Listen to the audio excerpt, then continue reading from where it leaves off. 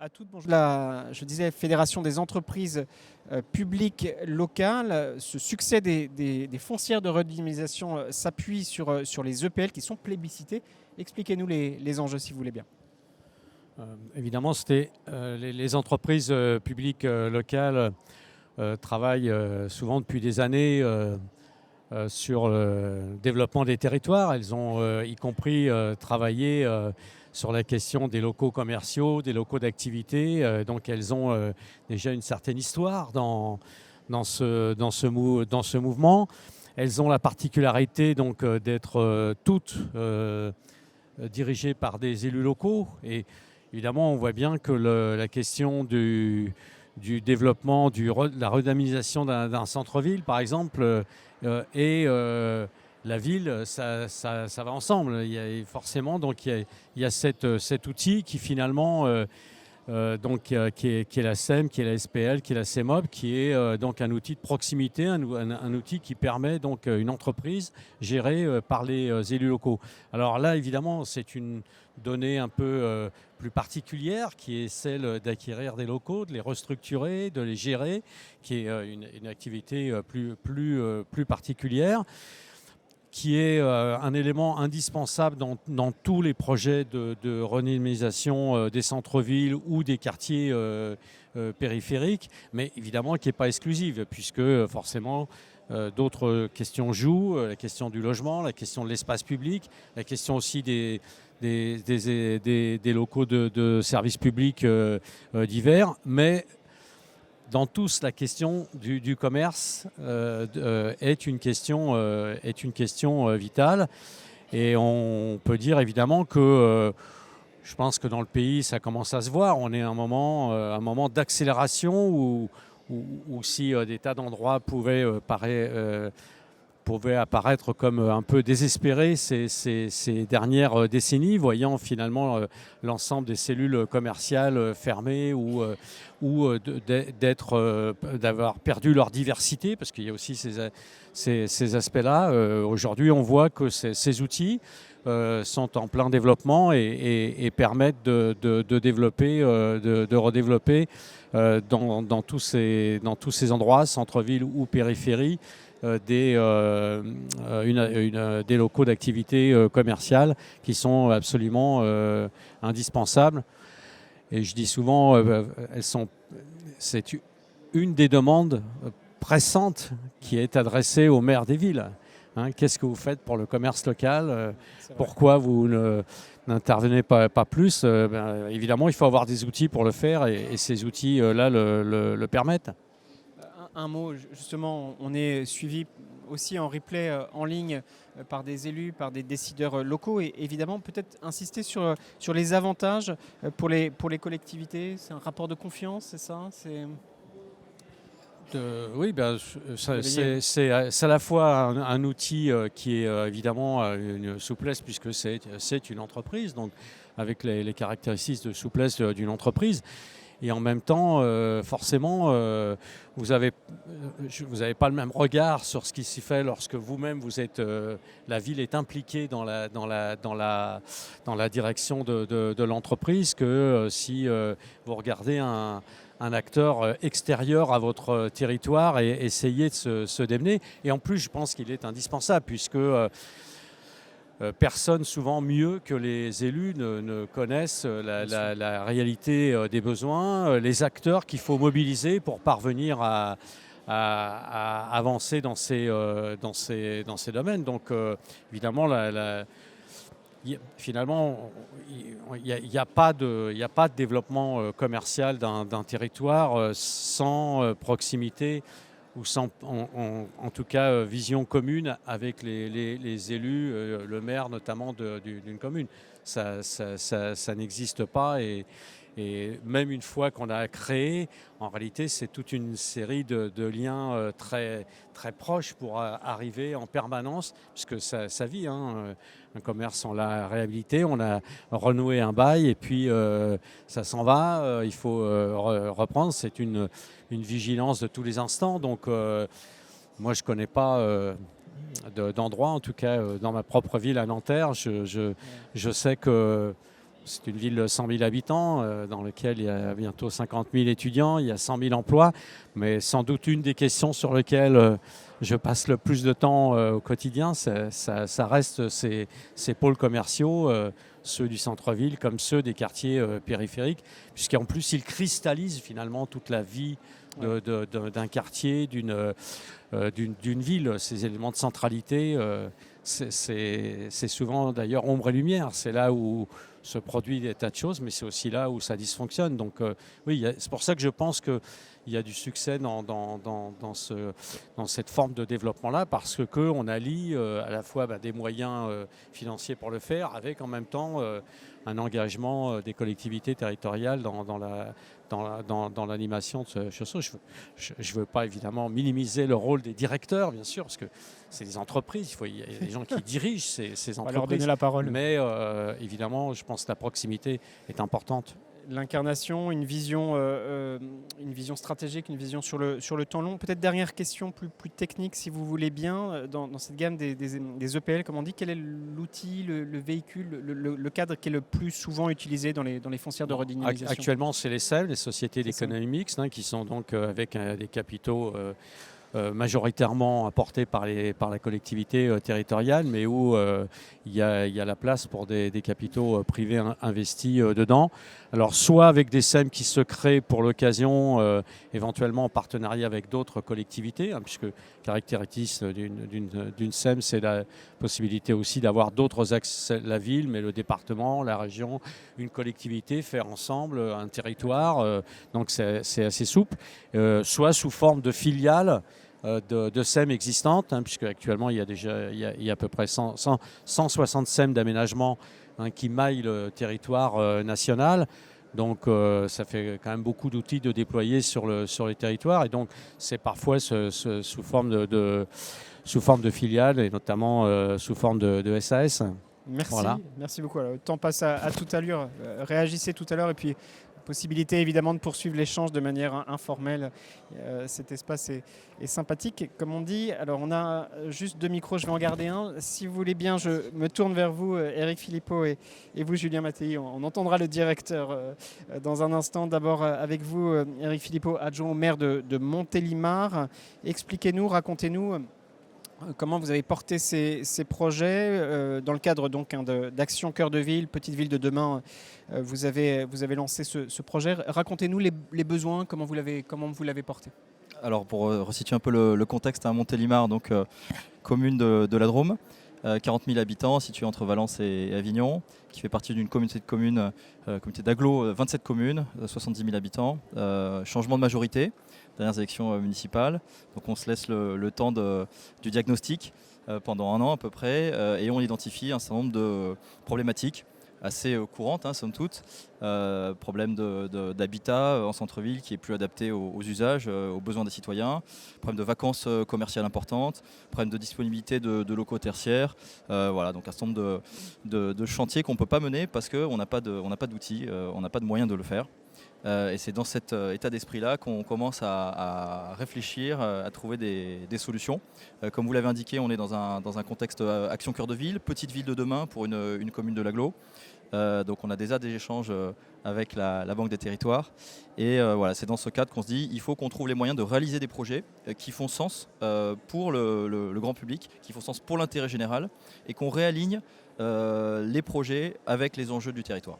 C'est comme ça qu'a commencé le projet. Donc on a juste pour la genèse, donc 1 an à peu près de phase de diagnostic. On a commencé de manière effective à travailler à l'été 2021 en lançant les premières études, et 1 an plus tard, en 2022, à l'été 2022, on a voté en conseil d'agglo et conseil municipal le principe de la création de la SEM. Donc c'est quand même assez rapide, et c'est important, c'est un message, c'est de dire que quand on se donne les moyens, on est capable de monter ces outils dans des délais quand même assez contraints. Il faut un cap, il faut un projet, il faut une volonté. Qu'est-ce que peut la foncière, votre foncière de redynamisation, que ne pouvaient peut-être pas les outils précédents sur lesquels vous vous êtes appuyé? Quelle est la plus-value d'une certaine manière? C'est un élément fondamental, effectivement, puisque je suis par ailleurs président de la SPL au sein de l'agglomération de Montélimar. Et moi, je viens du privé, donc on voit que le cadre de la SPL est quand même assez contraignant. Le cadre de la collectivité fait que les services sont pris dans le quotidien bien de leurs prérogatives.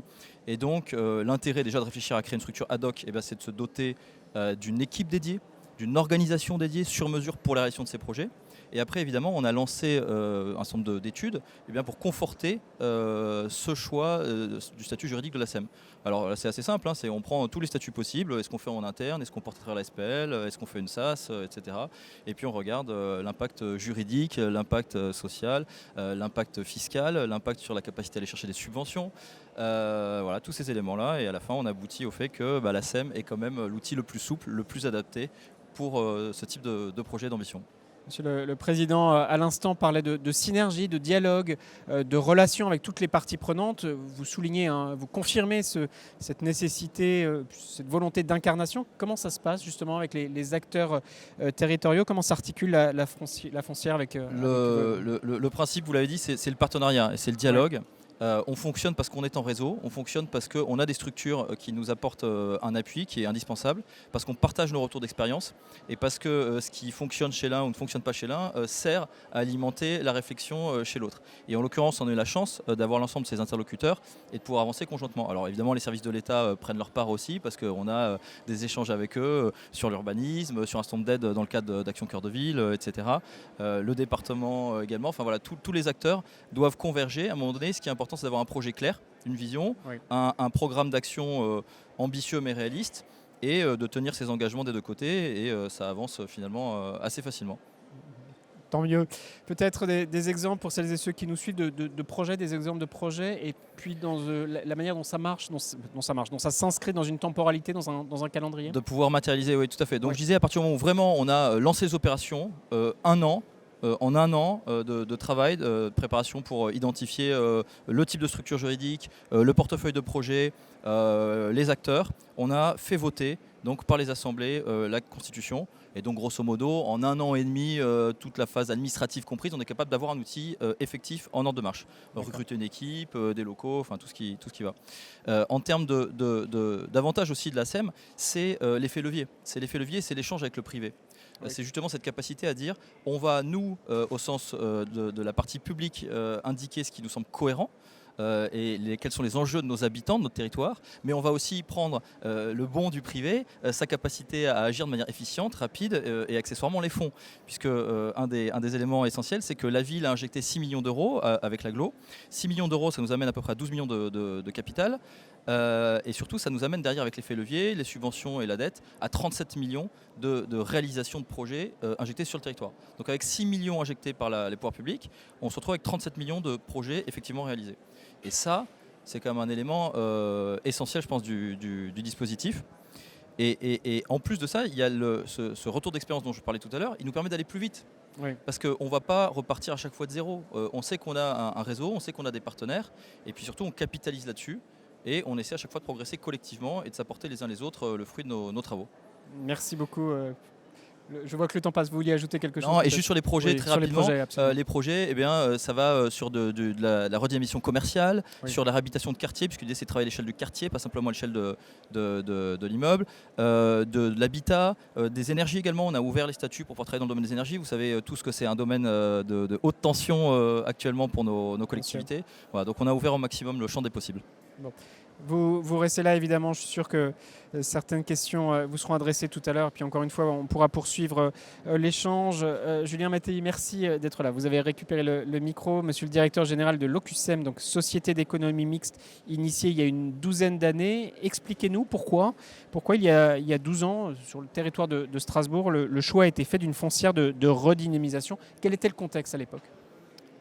Alors, je pense, moi je suis directeur depuis quelques mois, j'ai suivi cette structure dans mes autres activités puisque j'étais moi-même en charge de la rénovation urbaine à l'Eurométropole et dans les années 2008-2010, les projets de rénovation urbaine dans les quartiers périphériques de Strasbourg s'engageaient et avait des volets sur le logement, les espaces publics, les équipements publics, mais il fallait aussi pouvoir accompagner le développement d'activités, de commerce, de services dans les quartiers, parce que souvent c'est ça qui fait vivre finalement les quartiers et qui est nécessaire on va dire, au quotidien de leurs habitants.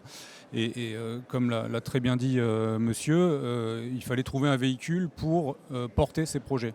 Et c'est vrai que c'est des quartiers, ces QPV, qui étaient sous-dotés en services et en commerce, beaucoup d'évasion, parce que aussi il n'y avait pas les conditions, je dirais, immobilières et d'aménagement qui permettaient de positionner des commerces. Et donc l'OQSM a été le partenaire de ces projets pour, je dirais, en pleine cohérence avec les projets de territoire, trouver les moyens du développement de ces activités, de ces commerces. Voilà. Aujourd'hui, on a 19 000 m² de locaux d'activité, du commerce, de l'artisanat, et puis également un peu de bureaux. Comment ça s'est fait? Comment ça s'est constitué? Est-ce que cette articulation aujourd'hui est toujours là? Il y a ville, vous l'avez dit, ville et l'Eurométropole de Strasbourg, la Banque des territoires, des banques privées. Vous pouvez détailler? Oui, donc on a un conseil d'administration avec les actionnaires principaux, donc qui sont les collectivités, Ville et Eurométropole de Strasbourg, la Banque des territoires qui est également un actionnaire important à 20%, des banques privées, 4 banques, et les bailleurs principaux de la collectivité. Et c'est vrai que je pense que c'est une des forces de la structure, c'est cette... comme le disait Monsieur le Président, c'est voilà, cette présence et cette implication de l'ensemble des acteurs élus ou acteurs économiques qui finalement ont des compétences et des plus-values différentes, mais qui savent aussi, je dirais, communiquer et je dirais, favoriser les arbitrages de projets qui non seulement répondent aux besoins du territoire, mais ont aussi un équilibre économique, parce que ça, c'est essentiel aussi. Nos statuts, voilà, toute SEM est obligée aussi de trouver ces équilibres économiques. On était tout à l'heure, il y a un instant, à Montélimar avec le début d'une démarche. Enfin, début, ça fait 1 an déjà, mais et ça va très très vite, on l'a bien compris. Vous, ça fait 12 ans, on a un peu de recul. Peut-être parlons, si vous voulez bien, des réalisations. Qu'est-ce qui a été fait depuis 12 ans? Là aussi, c'est très, très parlant, très inspirant pour celles et ceux qui nous regardent. Oui, comme je disais tout à l'heure, on a aujourd'hui à peu près 19 000 m², environ 70 baux, sur des locaux très différents, puisqu'on a du commerce. Ça va de la petite cellule commerciale de 50 m² à je dirais, des supermarchés d'environ 1000 m² dans les quartiers, qu'on a pu réintroduire dans les quartiers. Avant, parfois, les habitants devaient faire plusieurs kilomètres pour aller faire leurs courses dans de bonnes conditions. On a également développé des hôtels d'entreprises artisanaux en zone franche pour je dirais, offrir des solutions immobilières qui n'existaient pas pour les petits artisans des quartiers. Ça a permis là, on a par exemple un hôtel d'entreprise de 2000 m², 16 cellules, qui répond pleinement à une attente. Et on souhaite continuer à développer ce genre de projet, puisque la demande est là. Elle n'est pas toujours satisfaite par le marché privé. Et donc on souhaite continuer à le faire. Et la structure, l'OQSM, a été recapitalisée en 2021 pour ça. Oui. Je dirais du fait aussi des succès que la société a connus. Aujourd'hui, on n'a quasiment pas de vacances. Je dirais c'est peut-être la meilleure preuve aussi que, je dirais, la programmation, le positionnement des projets a été bon. Et voilà, aujourd'hui, on est parti sur un nouveau plan d'affaires pour accompagner je dirais, les projets de rénovation urbaine, les projets aussi d'économie sociale et solidaire, puisqu'on on a cette vocation-là aussi. Et puis voilà, tout projet aussi, je dirais, innovant. On cherche un partenaire agile, capable de s'inscrire sur le long terme. Enfin, je pense que c'est aussi une force des SEM, c'est de savoir prendre des projets parfois très en amont et être un partenaire fiable, je dirais, jusqu'au bout. À vous écouter, on voit que le contexte n'est pas tout à fait le même aujourd'hui qu'il y a 10 ans, qu'il y a 12 ans. Au fond, vous êtes en capacité d'évoluer, de vous adapter à des projets nouveaux, d'intégrer des activités nouvelles, ce que vous avez développé en Creux. Oui, on évolue aussi avec le marché, avec les projets de territoire. On essaie d'être là sur les projets d'aménagement aussi de la collectivité, en partenariat avec les SPL, les sociétés d'aménagement. Et voilà, on vit avec notre environnement et on suit les projets de notre environnement. D'accord. On a vu, peut-être un mot en conclusion, puis on répondra aux questions. On a vu les conditions clés de succès, si je puis dire, avec M. Jarry qui parlait de dialogue, d'incarnation, avec M. Filippo aussi qui parlait d'un certain nombre de méthodes. Pour celles et ceux qui nous regardent, quels conseils, quelles sont les clés de succès pour pour expliquer à nos invités. Je pense que l'élément important, c'est certainement déjà de bien concevoir les projets en amont, d'avoir une programmation qui est pertinente. L'OQSEM, on s'est entouré de prestataires externes spécialisés sur les questions du commerce notamment, des études de marché, et donc c'est savoir bien dimensionner. Et puis je dirais à notre niveau, c'est comme on est partenaire de projets d'aménagement, c'est participer à ces projets d'aménagement, les comprendre, savoir se projeter aussi, parce que c'est rarement, on s'engage rarement dans des projets je dirais existants, c'est très souvent de la projection, et donc c'est cette capacité de projection et de réunir les conditions de viabilité et de faisabilité des projets. Merci à vous pour cette présentation. C'est très frustrant, le temps passe très très vite, on s'approche de 10h30. Je vous propose de conclure cette première étape avec Isabelle Bonaujoin. Je vous en prie, alors il y a peu de place. Je vous donne le micro. Mettez-vous à ma place si vous voulez bien, je vais mettre debout. Vous êtes responsable du pôle entreprise publique locale à la direction de l'investissement de la Banque des Territoires. Vous avez lancé un réseau national des foncières de redynamisation. Expliquez-nous pourquoi ce réseau. Alors, on ne l'a pas lancé seul d'abord, ce réseau. On l'a lancé en partenariat avec la Fédération des élus des entreprises publiques locales.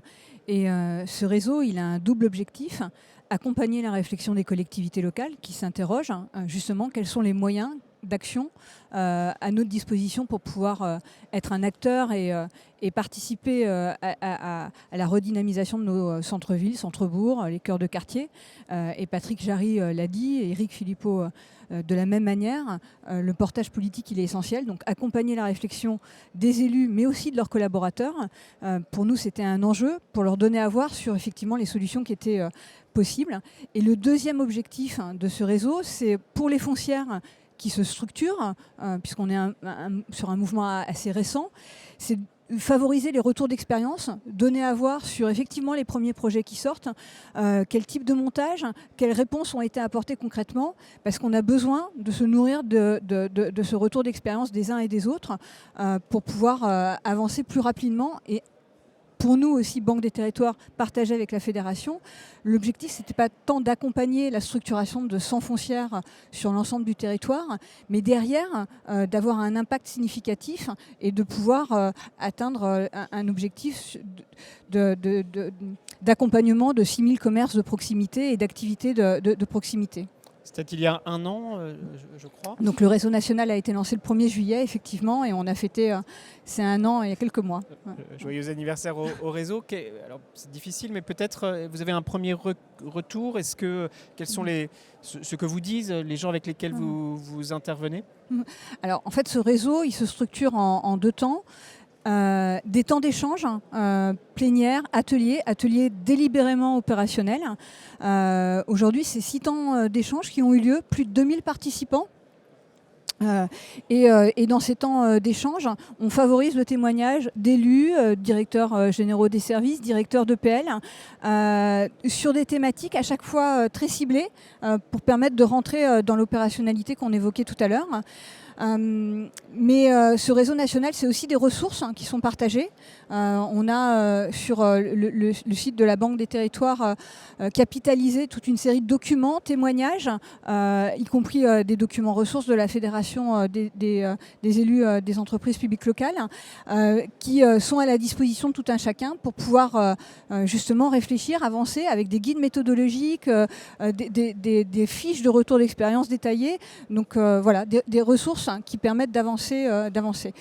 2000 participants, plus de 40 intervenants et des prochains rendez-vous d'ores et déjà. C'est la question que j'allais vous poser justement sur les mois à venir. Le 18 octobre prochain, où on fera un focus sur comment s'appuyer sur des foncières de redynamisation pour porter des maisons de santé pluriprofessionnelles, ou encore le rôle des tiers-lieux pour favoriser l'attractivité dans les territoires. On aura un autre rendez-vous aussi le 13 décembre prochain, où là on fera un petit pas de côté, parce qu'il n'y a pas que les foncières de redynamisation qui s'appuient sur les outils de l'économie mixte, et on ira voir les solutions aussi du côté de l'ESS, ou des portages privés 100%, parce que c'est aussi une manière d'apporter des réponses dans les territoires. Merci. Donc vous êtes accessible, on se tourne vers vos outils en ligne. Merci à tous les 4. Décidément, tout cela passe très vite. Restez là, je vous propose une dizaine de minutes d'échange. Vous êtes très nombreux à nous avoir rejoints, très nombreux à nous suivre également en ligne.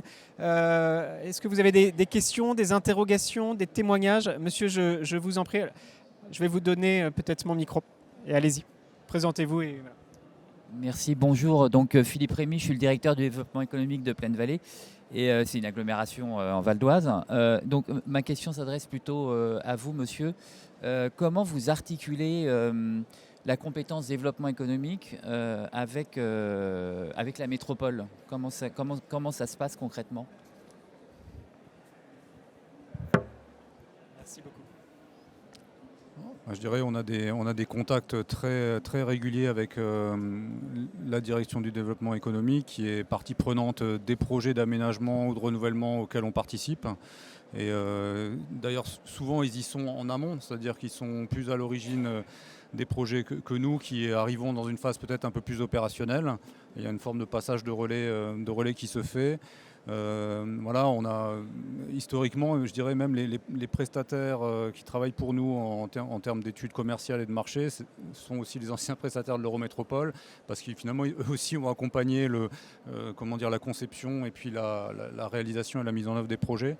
Donc on est très imbriqués. Et après, on se fixe aussi, la métropole a des priorités. Aujourd'hui, elle souhaite par exemple développer des maisons de santé dans les quartiers. Eh bien, nous, on devient un des opérateurs de la réalisation de ces équipements. Donc on suit les priorités de la collectivité et on les accompagne. Merci beaucoup. Peut-être une ou deux autres questions, si vous voulez. Une main qui se lève. Je vous en prie. Je vais me mettre à vos côtés. Bonjour, vous m'entendez? Ah, super. Bonjour, Chloé Schmidt-Sarels, avocate en droit public et en droit de l'environnement. Moi, j'ai une question qui peut s'adresser spécifiquement à Monsieur Philippot, mais peut-être à tous. Est-ce que votre SEM nouvellement créé a une délégation par rapport au droit de préemption urbain? Et est-ce que plus généralement, il y a plus de succès des actions quand on délègue une partie du DPU sur une zone spécifique ou un peu plus largement? Retour d'expérience. Est-ce que vous avez entendu la question? Alors je vais la reprendre. C'est est-ce que votre structure a une délégation, un droit de préemption urbain? Alors c'est un... Et est-ce que... Comment ça s'articule? Est-ce qu'il y a plus de succès dans les actions foncières quand il y a un DPU qui est délégué au SEM? D'accord. Vous avez entendu? Non mais j'imagine un peu le sujet. Alors déjà, il y a un premier élément qui est un élément important, en tout cas pour ma part, c'est que je suis à la fois élu au sein de la ville, de l'agglomération, président de la SPL et président de la SEM. Donc déjà, ça permet une sorte d'alignement de planète entre le projet de territoire, la volonté de réalisation d'équipements et ce que les opérateurs vont effectivement réaliser. Ça simplifie beaucoup les choses. Donc effectivement, la commune notamment exerce son droit de préemption. Elle le faisait par le passé. Elle a stocké une partie des biens qu'elle revend du coup à la SEM. On est en train de travailler justement sur la possibilité de déléguer ce droit de préemption directement à la SEM pour simplifier les opérations, pour éviter aussi de solliciter les fonds de la commune, puisque l'objectif c'est d'utiliser à plein l'effet de levier de la SEM et pas de plomber les budgets de la commune. Et surtout, on a récemment voté également la possibilité de préempter les baux commerciaux et les fonds de commerce. Et on a considéré que notre action doit être complète, qu'on doit être capable d'avoir une stratégie 360 et donc d'avoir cette capacité à intervenir si nécessaire. Ce n'est pas l'objectif, mais c'est de pouvoir le faire quand besoin est et de dire on veut une cohérence d'ensemble. Donc voilà, je crois qu'il faut se donner les moyens et effectivement quand on a un outil qui fonctionne et si on a la chance d'avoir un lien important entre l'exécutif, de la collectivité et de l'outil, déléguer ce droit de préemption, ça peut simplifier pas mal les opérations. Merci beaucoup. Une ou deux autres questions. Bon, je vous donne le micro. Peut-être parler bien fort pour que tout le monde entende. Il y a un petit souci de son. Merci beaucoup. Bonjour, Jérôme Grand, je suis directeur délégué du pôle métropolitain du Grand Amiénois. Et dans ce concert de louanges concernant l'outil foncière de redynamisation, j'aimerais quand même exprimer mon profond mécontentement dans les Hauts-de-France. parce que ça ne se passe pas du tout. On est dans des situations qui sont un peu différentes de celles présentées pour Strasbourg et Montélimar, qui est notamment dans la partie sud de la région.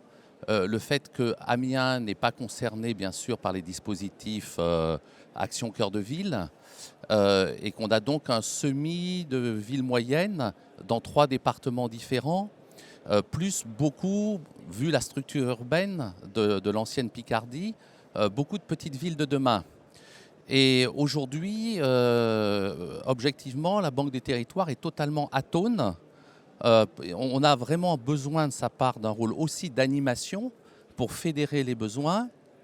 Et malgré le fait que le pôle métropolitain essaye d'être moteur pour faire déboucher quelque chose, pour l'instant, il ne se passe rien. Je trouve qu'il y a une vraie confusion dans les attentes. La Banque des Territoires défend aussi ses intérêts. Elle n'entend pas. Mais on en a déjà parlé à Tours l'année dernière. Vous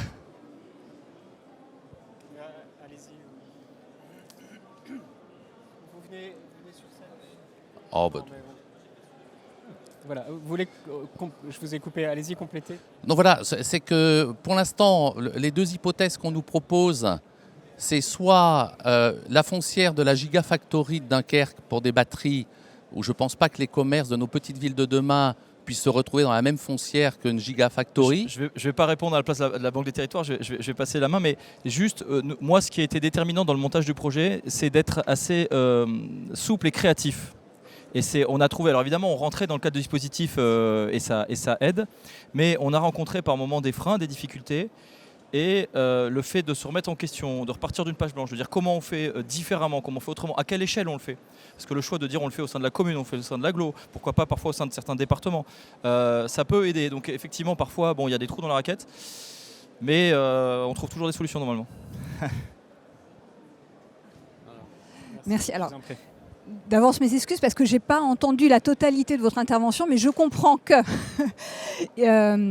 vous auriez aimé être davantage accompagné peut-être par la Banque des Territoires, mais ça pose la question peut-être, parce que ces foncières de redynamisation, notamment quand elles s'appuient sur les outils de l'économie mixte, ça part d'abord d'un projet politique, d'une volonté des collectivités de s'outiller dans leur territoire. Donc, une première étape, et là-dessus, on peut vous accompagner avec du cofinancement d'études sur c'est quoi votre projet.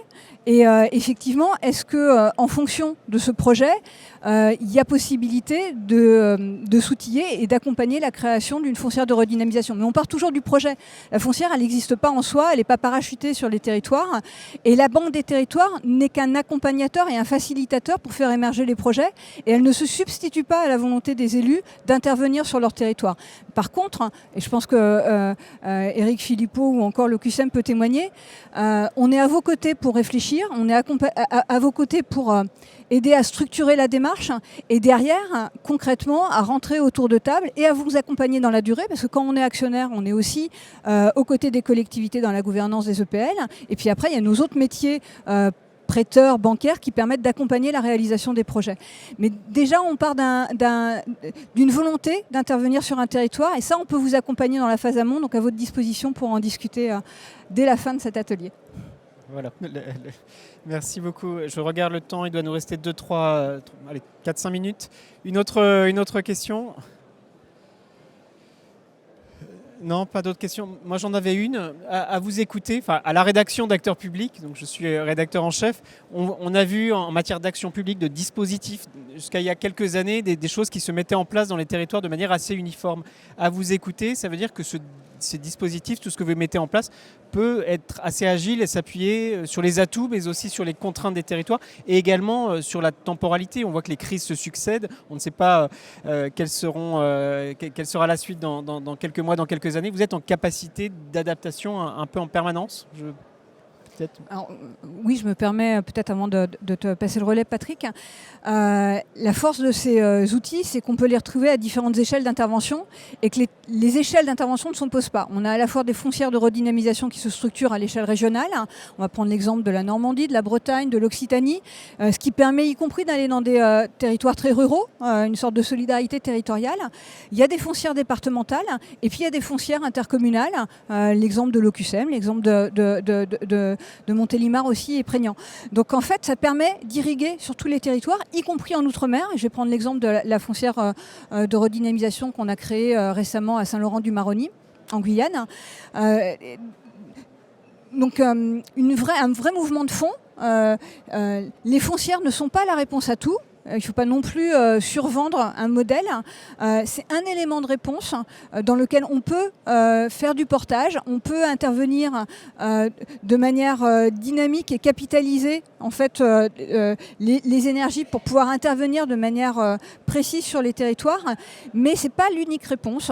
Et il y a bien une complémentarité et d'outils et d'acteurs à mobiliser sur les territoires. Peut-être Patrick, si tu veux Merci compléter. beaucoup. Peut-être chacun un petit mot de conclusion pour terminer notre échange. Monsieur le Président. Évidemment, comme on voit bien que c'est un élément dans un projet de territoire stratégique, global. Beaucoup plus global. On conçoit assez facilement qu'entre développer un projet pour redynamiser plus largement un quartier périphérique d'une métropole ou d'une ville et puis un quartier de centre-ville, c'est pas tout à fait la même chose. Comme c'est pas tout à fait la même chose d'être dans une petite ville rurale, comme ça a été dit tout à l'heure, que dans une ville de la périphérie d'une métropole, comme le fait que certaines villes, par exemple, ont assez naturellement un attrait touristique. Donc la réponse touristique, elle va contribuer à la redynamisation si on s'y prend bien. Dans d'autres endroits, il faut apporter la création culturelle nécessaire pour avoir ce qu'il faut autour. Dans certaines, généralement partout, il se pose une question de logement. Partout se pose la question de l'utilisation de logements qui s'était développé avec le commerce. Bon, mais la réponse n'est pas la même, évidemment, partout. Donc si autant il faut des outils qui sont calibrés à peu près de la même manière d'un point de vue des partenaires, de la nature des partenaires, de la manière dont on les gère, mais après, forcément, les projets, ils sont quand même assez différents, même s'ils portent le même nom. Merci beaucoup. Un mot chacun de conclusion, peut-être de méthode. Vous vouliez dire? Non, juste pour rebondir, la SEM, c'est une sorte de couteau suisse, de ma vision. On peut faire beaucoup de choses avec. Après, il faut savoir ce qu'on veut en faire et il faut bien s'en servir. Mais l'intérêt, c'est de faire du sur-mesure. C'est de répondre à des enjeux de territoire, qui soient dans le domaine de l'habitat, du commerce, du tertiaire, de l'industrie, des énergies, du tourisme. Donc on peut tout faire. Après, il faut juste avoir une vision claire, un projet, le suivre, mais ça reste très ouvert. Et surtout, on peut créer des filiales, refaire des faits de levier, refaire des projets d'exploitation avec d'autres partenaires, etc. Ça, j'ai passé. Merci beaucoup. À vous. Voilà, donc je dirais la même chose, c'est-à-dire qu'en termes de capacité à tout faire, on ne peut pas tout faire quand on a une SEM, donc on doit aller sur des priorités, souvent celles d'un territoire et d'une collectivité, ce qui nous force à être souple, adaptable et en permanence.